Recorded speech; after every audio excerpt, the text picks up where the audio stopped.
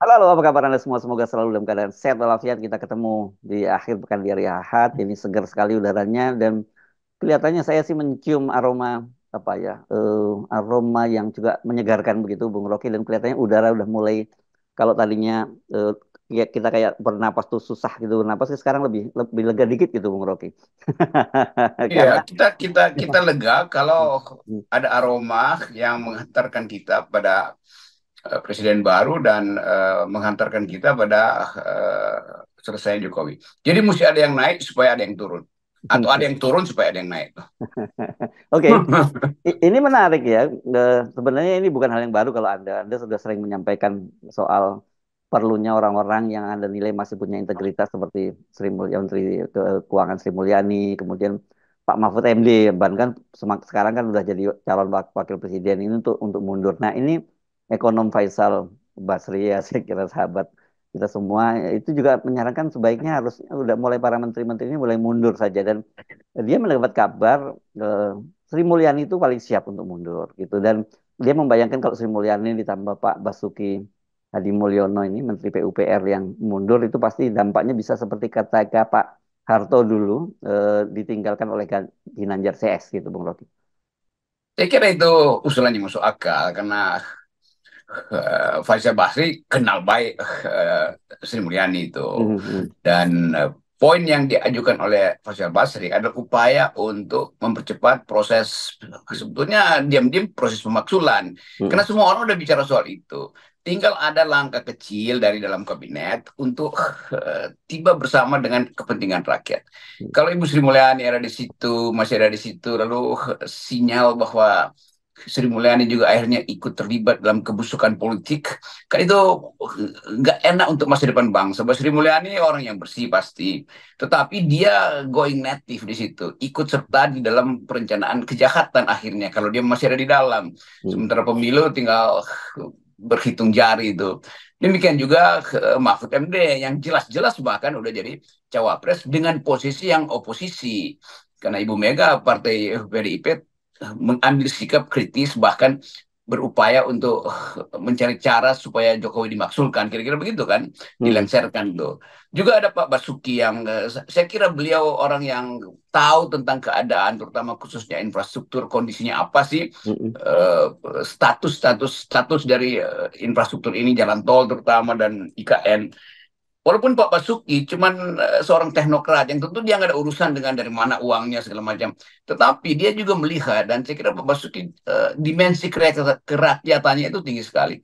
Nah Mhm. kalau tiga orang ini aja misalnya mengucapkan semacam sinyal bahwa saya kira udah selesai dan kami mungkin sebaiknya pamit karena keadaan menjelang pemilu akan melibatkan kami juga. Toh infrastruktur bisa diteruskan oleh pemimpin yang berikut tuh. Kira-kira kalau itu diucapkan, itu penanda bahwa Sri Mulyani, Mahfud MD, dan Basuki itu paham bahwa cuaca politik sedang berubah dan supaya badai tidak menerpa terlalu terlalu lama, maka sebaiknya dipercepat jatuhnya hujan. Kan itu intinya kan. Jadi kira-kira begitu. Dipercepat turunnya Jokowi. Sorry, turunnya hujan maksudnya. Oke, tapi kan kemarin kemarin kita juga membahas ya kehadiran Pak Maruf Amin dan kemudian sejumlah menteri dan di situ kebetulan memang disebutkan bahwa Sri Mulyani hadir, salah satunya yang minta diundang oleh Ibu Megawati dan kemudian juga Pak Basuki sebenarnya sudah menyatakan akan hadir dan minta diundang, tapi kemudian dia dapat tugas keluar kota gitu. Dari sini aja kan kita mulai tahu gerbongnya sebenarnya.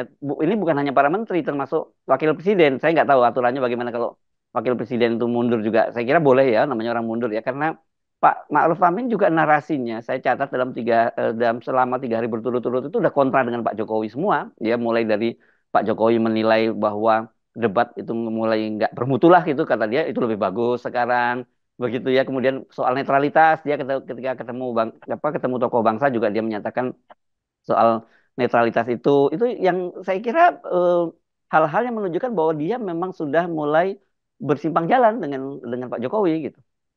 Nah, itu istilah yang tepat, bersimpang jalan. Dan itu istilah juga yang dipakai oleh Muhammad Hatta waktu menyatakan diri mundur sebagai wakil presiden karena Mm-mm. bersimpang jalan dengan Presiden Soekarno. Jadi ada jejaknya, ada jejak etikanya itu. Bahwa wakil presiden bisa mundurkan diri karena menganggap bahwa ya presidennya tidak sesuai lagi dengan janji, bahkan janji di tunggal dulu antara Soekarno-Hatta itu pecah. Maka Bung Hatta menyatakan saya mau mengundurkan diri aja tuh. Demikian juga Pak Mahfud Amin, mestinya dia belajar dari Bung Hatta. Nggak usah ragu untuk mengatakan bahwa saya memang sudah tidak sejalan dengan Pak Jokowi. Terima kasih untuk menggandeng saya atau digandeng saya, bukan digandeng ya, menggandeng. Kayak kalau menggandeng kan kiri kanan tuh, kalau digandeng itu yang satu di belakang tuh kayak kayak, kayak truk lagi gandeng beban tuh. Jadi Pak Mahfud Amin bisa mengambil contoh dari orang yang paling berintegritas di selama Republik ini, yaitu Bung Hatta tuh. Dia hanya memanfaatkan hati nuraninya dan hati nurani rakyat, bukan ambisi dia tuh. Kalau Bung Hatta mau berambisi, mungkin dia bisa galang oposisi untuk jatuhin Bung Karno. Tapi dia menganggap bahwa dia tidak lagi sejalan. Dan Maruf Amin juga sebetulnya sudah mengucapkan itu, bahwa dia tidak lagi sejalan. Ya kalau tidak sejalan, ngapain masih bergandengan? Kan itu masalahnya tuh. Jadi diperlukan sinyal-sinyal moral ini, yang kita sering bertahun-tahun kita bicara di FNN tentang etika publik, public ethics. Dan publik akan kasih acungan jempol terutama pada Pak Maruf Amin yang bisa menuruti hati nuraninya, bahwa Jokowi itu udah jadi, ya, tidak mungkin lagi orang kayak Pak Maruf Amin itu menyetujui tiranisme tuh. Itu juga yang akan berlaku pada, atau dalil yang sama atau etika yang sama. Standar etik yang sama harusnya juga dipakai oleh Mahfud MD yang tahu bahwa proses menuju otoritarianisme itu sudah berlangsung di istana tuh. Mahfud MD sebagai orang yang pernah belajar dan masih belajar tentang demokrasi dan nilai-nilai kerepublikan mengerti bahwa arah ke sistem kerajaan sudah dipilih oleh Jokowi, maka dia mesti mundur juga tuh.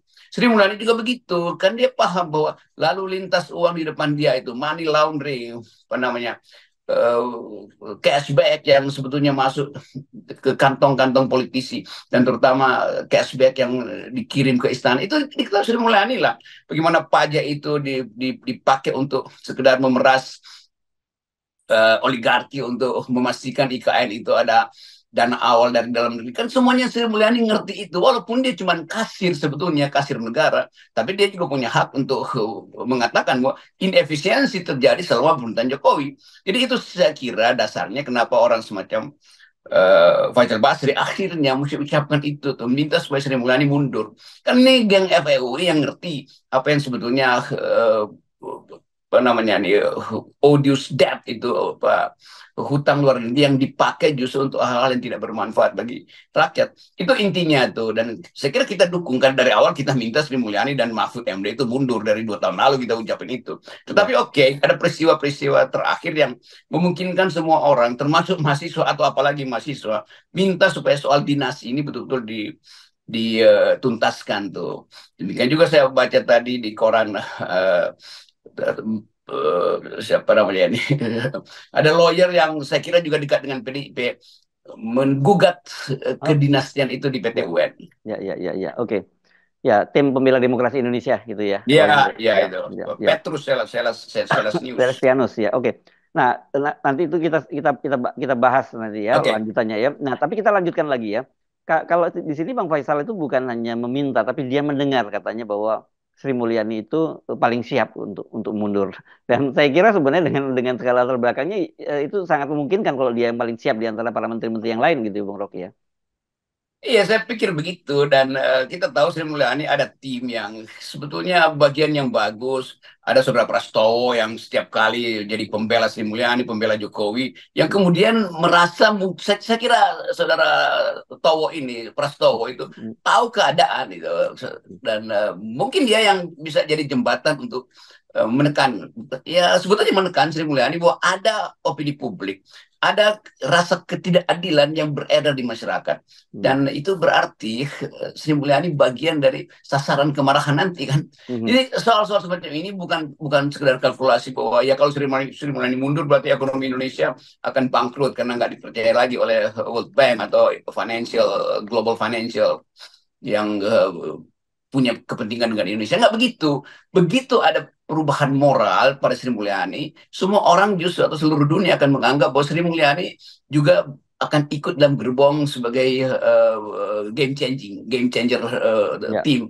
Dan itu saya kira akan memperkuat ide untuk memulai pemakzulan Jokowi. Dan itu mesti kita lihat sebagai Hmm. hal yang masuk akal itu. Hmm. Pak Ma'ruf Amin ada di situ, bahkan Pak Yusuf Kala yang tahu tentang Hmm. mental dari mental kekuasaan dari Pak Jokowi.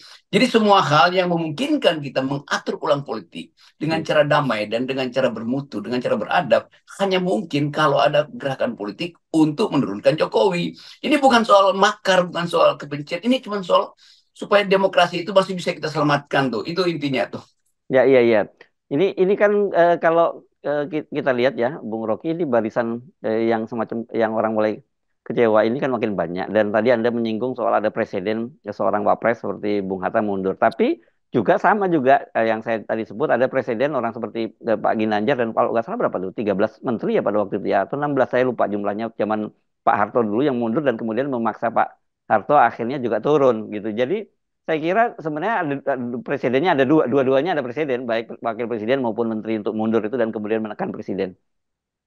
Iya, itu uniknya sejarah politik Indonesia, Hmm. bahwa perubahan politik itu selalu dimulai dengan mundurnya beberapa tokoh moral di situ kan. Hmm. Walaupun kita tahu tuh geng Ginanjar itu juga bagian dari konglomerat Ya, lama, ya. tetapi begitu ada prinsip etik bahwa Pak Harto waktu itu ya berlebihan Hmm. eh, memperlakukan anak-anaknya secara khusus, itu hati nurani muncul kan. Hmm. Walaupun kita tahu Pak Harto itu baru 30 tahun kemudian berupaya untuk melindungi dinastinya atau bukan dinasti yang kita sebut sebagai KKN itu kan, nepotismenya Soeharto. Tapi Pak Harto di awal-awal itu tahu batas kekuasaan. Ini Pak Jokowi dalam periode kedua aja dia udah menyodorkan seluruh keinginan dia untuk melanjutkan kepemimpinan dengan mengubah konstitusi, dengan mempermainkan konstitusi. Dan itu bahayanya kan. Harto nggak pernah mempermainkan konstitusi. Jokowi ambisinya tuh gila tuh, mengubah penafsiran tentang konstitusi. Itu kan benar-benar kejahatan tertinggi dalam demokrasi kan. Jadi Ya. memang ada tradisi itu bahwa istana itu sebagai sumber kekuasaan itu harus dikontrol bahkan dari dalam dirinya sendiri. Nah, itu yang memungkinkan Ginanjar CS itu mundur dari situ. Bahkan Harmoko yang jadi penjilat utama Hmm. Soeharto akhirnya sadar juga kok. Masa orang kayak Sri Mulyani dan Mahfud MD nggak lihat bahwa kebusukan politik Jokowi itu udah melampaui rejim-rejim sebelumnya tuh, atau sebut aja misalnya kerusakan yang dibuat oleh Jokowi ini betul-betul membuat Indonesia nggak punya harapan ke depan. Jadi Hmm. kita mesti dengan jujur mengatakan bahwa Pak Jokowi, Anda sudah memimpin 9 tahun, Anda kita minta untuk memperbaiki demokrasi yang sudah dibuat oleh mahasiswa, kemudian Anda rusak. Dan Anda tidak memperbaiki, Anda bahkan melanjutkan keinginan untuk merusak demokrasi dengan menanam kepentingan keluarga di situ kan. Kan itu semacam petisi dalam hati oleh mak-mak, oleh mahasiswa, oleh buruh segala macam. Jadi bukan karena kita benci Jokowi, tapi kita benci benci cara dia memimpin Indonesia. Karena itu dia kalau dia balik sebagai kepala keluarga, maka Indonesia akan baik-baik aja. Tapi selama dia masih jadi kepala negara, Indonesia akan rusak. Yes, oke, baik. Terima kasih, Bung Rocky. Nah, buat kita ini tesisnya Ya kembali ini lagi ke renungan. sini ya. Yes, oke. Makasih.